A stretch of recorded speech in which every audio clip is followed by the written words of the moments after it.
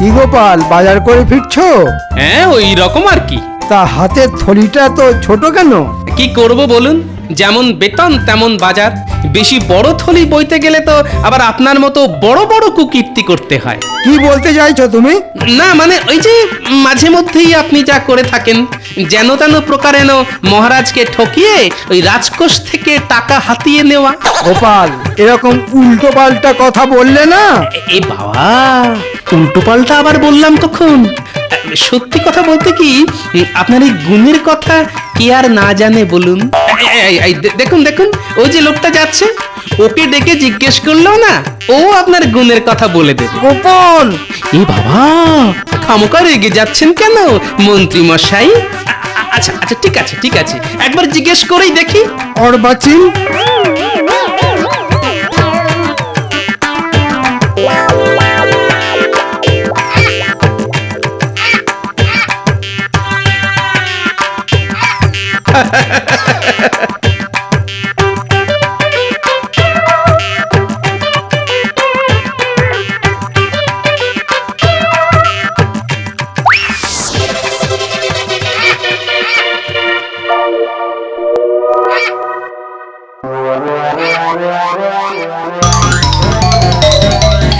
আরে আরে আরে আরে, আমার সাধের মাছ! দাঁড়া বেটা চিলের পো, আজ তোর হচ্ছে।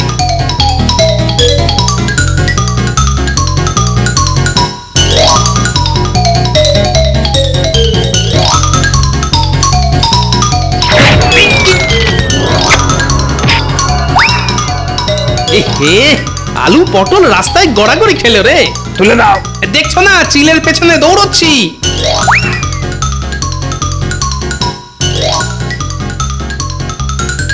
হায় হায় হায়, এ আমার কি হলো? মাথার চাল যে মাটিতে গড়াগড়ি খেলো গো। কেঁদো না গো দিদি, কেঁদো না। মানুষের শরীর আর মাথার চাল কি চিরকাল এক থাকে নাকি? একদিন না একদিন ভেঙে তো পড়বে। গোপাল দাদাকে আসতে দাও, দেখো ঠিক একটা ব্যবস্থা করে ফেলবে। কে ব্যবস্থা করবে? তোমার দাদা? তবেই হয়েছে। কতদিন ধরে বলে যাচ্ছি ওগো, চালের গতিক সুবিধের নয়, চালের গতিক একদম সুবিধের নয়। ঝুরঝুর ঝুরঝুর করে বর্ষা খড় ঝরে পড়ছে। চালটা সারাও গো, সারাও। কিন্তু কীটের মরণ কান দিয়েছে আমার কথায়। আজ একদিকটা পড়লো ভেঙে, সামনে বর্ষা আসছে, ওই বর্ষায় আমি কোথায় যাব গো? আরে অত চিন্তা করো না তো, তেমন হলে কটা দিন আমাদের ওখানে গিয়ে থাকবে। কেন, বোনের বাড়ি কেউ কি গিয়ে থাকে না? তাহলে খুব মজা হবে, সারাক্ষণ শুধু গোপাল দাদুর গল্প শুনবো। হায় হায় হায়, এ আমার কি হলো? মাথার চাল যে মাটিতে গড়াগড়ি খেলো গো। ছাড়া চিল, হায় হায় আজকে খুব পালিয়ে গেলি, কিন্তু ভালো করে চিনে রেখেছি তোকে। যেদিন ধরতে পারবো না, পেট চিরে সব কুঁচো চিংড়ি বের করে নেব। হ্যাঁ, ওগো ওগো, আমার কি সর্বনাশ হলো গো। এ তো মহাবিপদ। কুচো চিংড়ির থলি ছিনতাই হলো আমার, আর গলা ছেড়ে কাঁদতে বসলেন উনি। ওগো, গলা ছেড়ে কি এমনি কাঁদছি গো? একবার ঘরের ভেতরে গিয়ে দেখে এসো গো, মাথার চালের একদিক যে ভেঙে পড়েছে গো। হ্যাঁ, সে কি? এই তাহলে তো খুব মুশকিল।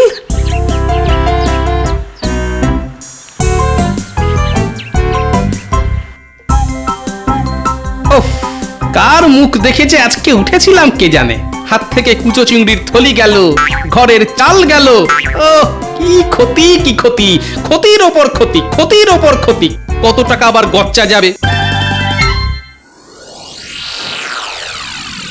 বাংলায় একটা কথা আছে না, কয়লাকে যতই ধোয়া হোক না কেন, ময়লা কিছুতেই যায় না। এ কথা কেন বলছেন মহারাজ? আরে বলছি কি আর সাধে, বলছি গোপালের ব্যবহারে। এত করে বলা সত্ত্বেও একদিনও যদি সময় মতো আসে। ইয়ার এমন নতুন কথা কি? কিছু মনে করবেন না মহারাজ, আসলে আপনার কাছ থেকে ভালো ব্যবহার পেয়ে পেয়ে ও এতটা বেপরোয়া হয়ে গেছে। আজ আসতে দাও ওকে, আজ দেখিয়ে দেব খারাপ ব্যবহার কাকে বলে। আর কত খারাপ ব্যবহার করবেন মহারাজ? মানে মানে বলছিলাম, মাথার উপর ওই যে উনি বসে আছেন, তিনি আর আমার সঙ্গে আর কত খারাপ ব্যবহার করবেন। মানে কি বলবো মহারাজ, আমার এখন খুব খারাপ সময় চলছে। কিরকম দেখুন না, সকালে হাত থেকে কুচো চিংড়ির থলি চিল এসে ছো মেরে নিয়ে পালালো। ওদিকে বাড়ি গিয়ে দেখি ঘরের চালের একদিক ধসে গেছে। এইসব সামলে আস্তে আস্তে এত দেরি হয়ে গেল, মাথায় যে এখন কত দুশ্চিন্তা। ঠিক হয়েছে সকালে আমার সম্পর্কে খারাপ খারাপ কথা বলার ফল হাতে হাতে পেয়েছে। ঠিক হয়েছে।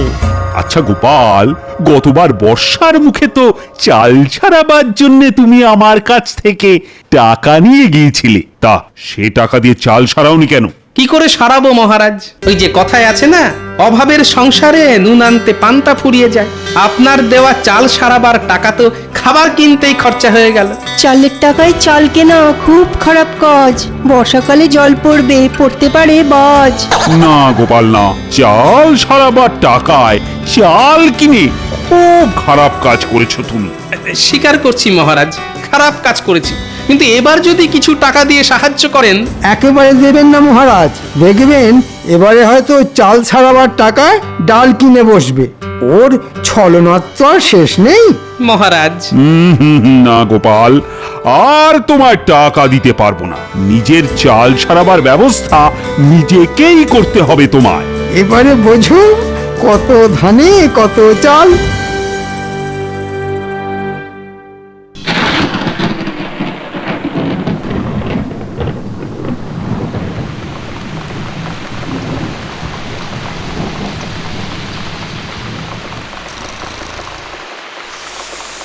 এ বাবা, আকাশের জল যে গায়ে পড়ছে। হ্যাঁ?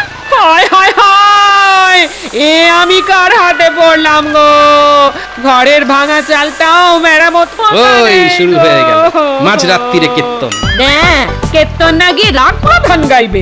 বলি সারা রাত ঘরের মধ্যে বসে বৃষ্টিতে ভিজে যাবে।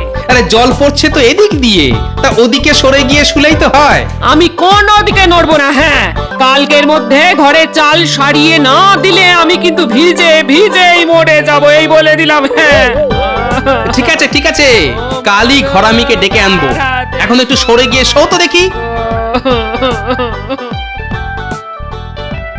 কি গো, কি বুঝলে? কত খরচ পড়বে গো? দেখো গোপাল দাদা, এই চালের অবস্থা তো একেবারে শোচনীয় হয়ে গেছে গো। ওই টাপ্পি দিয়ে কোনো কাজ হবে বলে তো মনে হয় না। তাহলে কি করতে হবে বলো? পুরো চাল ফেলে দিয়ে নতুন করে সবটা ছাইতে হবে। বাবা, এ তো অনেক খরচের ব্যাপার। সে তো খরচ একটু হবেই। কত? 150-200 টাকা তো বটেই। কি হলো গোপাল দাদা, বসে পড়লে যে বড়, শরীর খারাপ লাগছে? ওই মানে তোমার খরচের বহর শুনে মাথাটা কেমন বো করে ঘুরে গেল ভাই। তাহলে আমি চলি। কোথাও যাবে না তুমি। বলি কাল থেকেই চালটা সরাতে শুরু করে দাও। ওই কিপটে বুড়োকে ধরে খরচ খরচা আমি ঠিক আদায় করে নেব। সব চাল খুলে সারাতে গেলে না ওই সপ্তাহ খানেকের মতো সময় লাগবে কিন্তু। সপ্তাহ খানেক? গো, এই কদিন আমরা থাকবো কোথায়? সে তো আমার জানার কথা নয়। বিয়ে করে আমায় ঘরে এনেছো, আমার থাকা আর খাওয়ার দায়িত্ব তো তোমার। বোঝো এবার। ওহ, কি কুক্ষণে যে বিয়ে করতে গেছিলাম।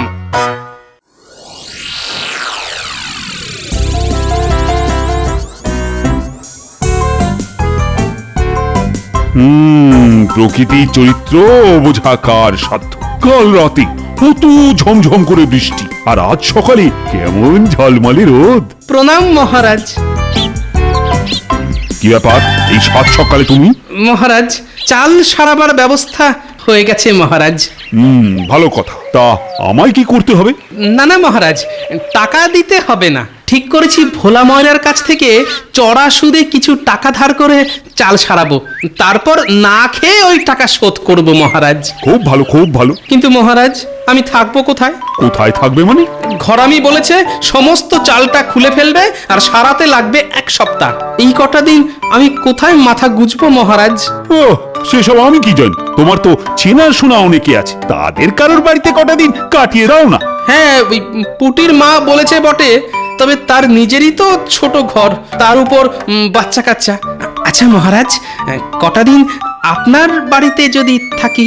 না না না না না, সেটা হয় না। তুমি অন্য কোথাও ব্যবস্থা দেখো।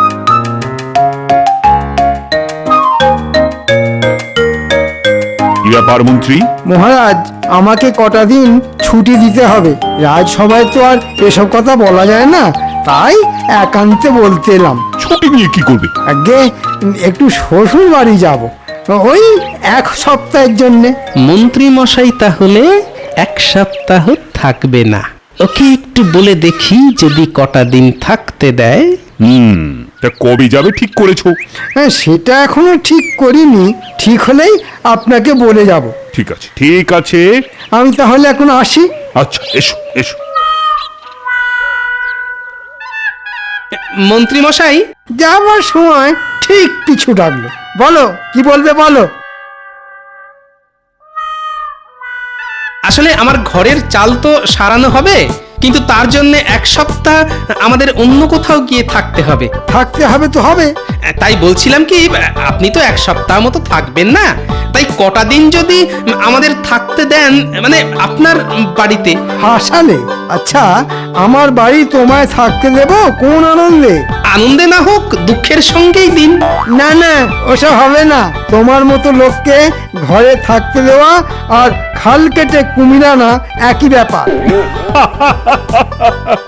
গোপাল কি তাহলে কুমির নাকি? কি গোপাল, মন্ত্রীর কথার উত্তর দাও। মুখে তো দেব না, কাজে দেব। কি আর উত্তর দেব মহারাজ? ওই যে কথায় আছে না, হাতি যখন কাদায় পড়ে তখন চামচিকে তো লাথি মারে। দেখেছেন মহারাজ, গোপালের সাহসটা দেখেছেন? আমাকে চামচিকে বলল। এ বাবা, আমি আবার আপনাকে চামচিকে বললাম কখন? আমি তো শুধু একটা বাংলা প্রবাদ বললাম মাত্র। যাকে যাক, কথা বাড়িয়ে লাভ নেই। কেউই যখন থাকতে দেবেন না, তখন আমি আসি।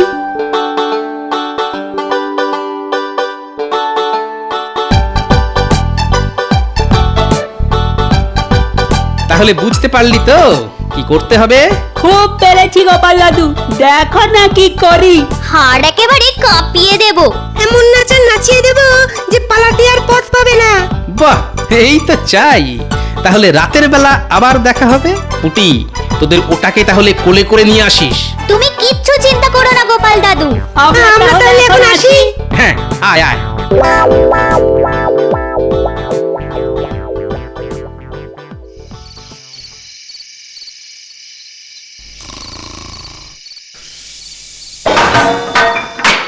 রান্নাঘরে বাসন পড়ার শব্দ হলো না? তাহলে তাহলে কি চোর ঢুকলো? এই এই, একবার ওঠো তো। এই, সবে চোখটা লেগেছিল, দিলে ঘুমের 12টা বাজিয়ে। কেন, কি হলো কি? উঠবে কেন?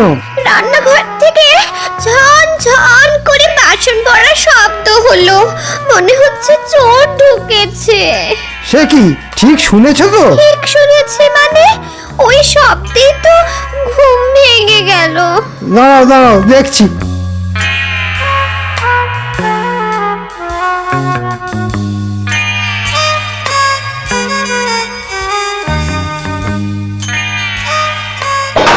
কে কে কে কে কে কে কে রে?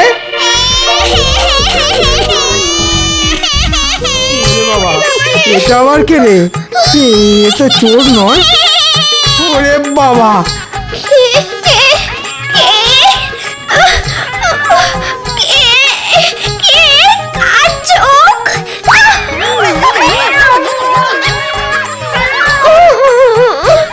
এই কি হলো গো? হ্যাঁ, চাদরে মাথা মুখ ঢেকে এমন করে কাঁপছো কেন? জানলাটা হুট করে খুলে গেল। তারপর দেখি দুটো চোখ জল জল করছে, জল জল করছে। জানলায় একটা কালো বিড়াল। সে কি, জানলায় তো ছিটকিনি ছিল, আর কালো বেড়াল কোত্থেকে এলো? আর উনুনের ওপর ওই সাদা মূর্তি। ওগো, আমাদের কি হবে গো? কালো বিড়াল তো খুব খারাপ জিনিস।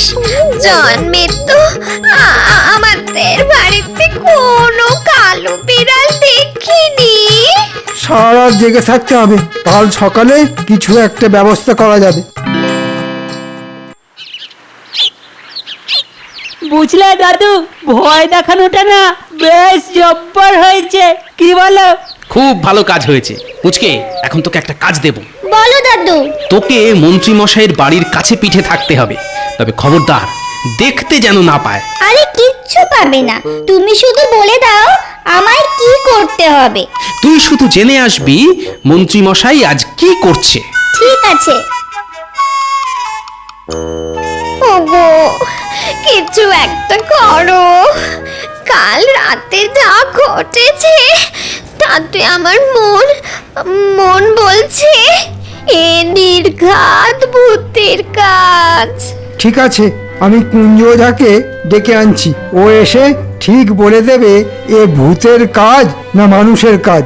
আর ভূতের কাজ হলে ঝাড়ফুঁক করে ঠিক ভূত তাড়িয়ে দেবে, আর মানুষের কাজ হলে ব্যবস্থা নেব আমি ওর বাড়ি যাচ্ছি।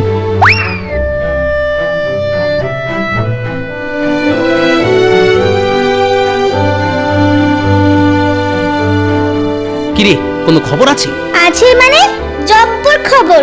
ভূত তাড়ানোর জন্য মন্ত্রী মশাই কুঞ্জ ওঝাকে ডাকতে গেছে।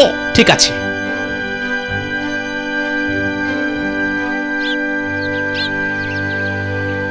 কুঞ্জ, ও কুঞ্জ, কুঞ্জ। আমার ঘরে মন্ত্রী মশাইয়ের আগমন, কি সৌভাগ্য আমার। হ্যাঁ, আসুন আসুন। আমার দুর্ভাগ্য, তাই তোর সৌভাগ্য। হেঁয়ালিটা ঠিক বুঝলাম না মন্ত্রী মশাই। শোন, কাল রাতে আমার বাড়িতে মনে হচ্ছে ভূতের উৎপাত হয়েছিল। তোকে শুধু গুণে বলে দিতে হবে এ ভূতের কাজ না মানুষের কাজ। ভূতের কাজ হলে ভূত তাড়াবি তুই, আর মানুষ হলে শাস্তি দেব আমি। ঠিক আছে?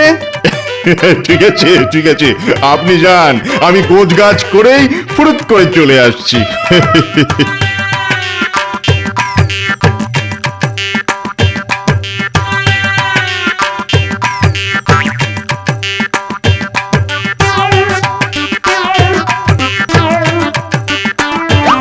কুঞ্জরে,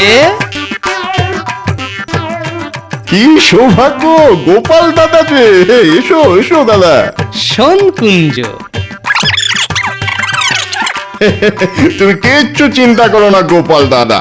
পাজি মন্ত্রীটাকে এমন ভয় দেখাবো যে চিরদিনের জন্য না হোক কিছুদিনের জন্য বাড়ি ছেড়ে একবারে লেজ তুলে পগার পার হয়ে যাবে।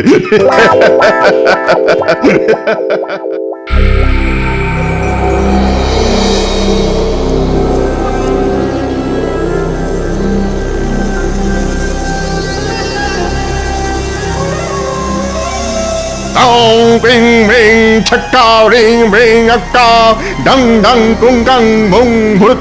কি বুঝলি কুঞ্জ, রাতে কি ভূত সত্যি সত্যি এসেছিল? কথা নয় কথা নয়, গণনা করতে দিন গণনা করতে দিন।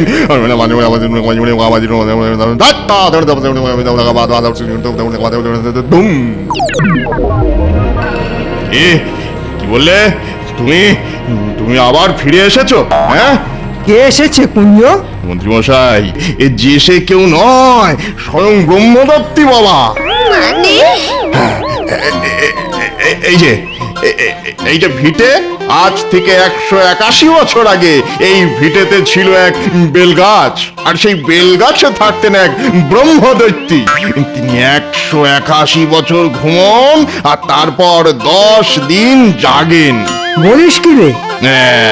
তিনি এখন জেগেছেন। হ্যাঁ, জেগেছেন জেগেছেন, আর জেগেই তার সেই বেলগাছ না দেখতে পেয়ে খুব খেপে গেছেন। এ বাবা, চিমটি কাটছেন দেখুন। আর তিনি একবারে খেপলে আর রক্ষে নেই মন্ত্রী মশাই, আর রক্ষে নেই। তাহলে কি হবে? বাঁচতে হলে 10 দিন বাড়ি ছেড়ে অন্য কোথাও চলে যান। তিনি হয়তো এই 10 দিনেই সবকিছু লন্ডভন্ড করে দেবেন। হ্যাঁ, লন্ডভন্ড করে দেবেন। কিন্তু তারপর ঘুমিয়ে পড়লে আবার সব ঠান্ডা।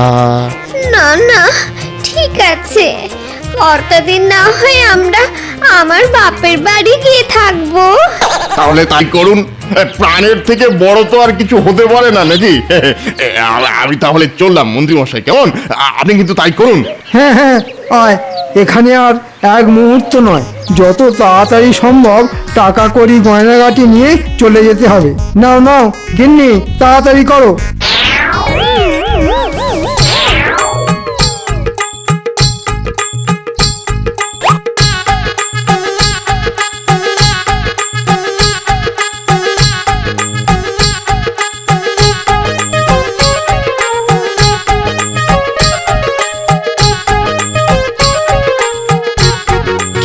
মন্ত্রী মশাই অন্তদন্ত হয়ে কোথায় চলেছেন? জমের বাড়ি থেকে বাঁচতে শ্বশুর বাড়ি যাচ্ছি। আর আপনার বাড়ি? ওটা এখন ভূতের বাড়ি। আরে দাঁড়িয়ে পড়লে কেন? চলো চলো। মন্ত্রী মশাই, কি হলো কি? বলছিলাম কি, আমার বাড়ির চাল তো সারানো হবে, তাই কটা দিন যদি আপনার বাড়িতে থাকার অনুমতি দেন। তাহলে থাকো গিয়ে। তবে তবে ভূতে এসে ঘাড় মটকে দিলে আমাকে আবার দোষ দিও না কিন্তু।